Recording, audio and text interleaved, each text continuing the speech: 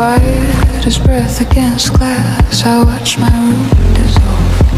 The books, the bed, the mirrors learning to swim.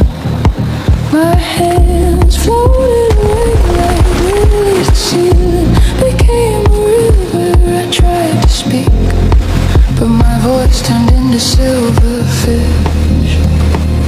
I dreamed of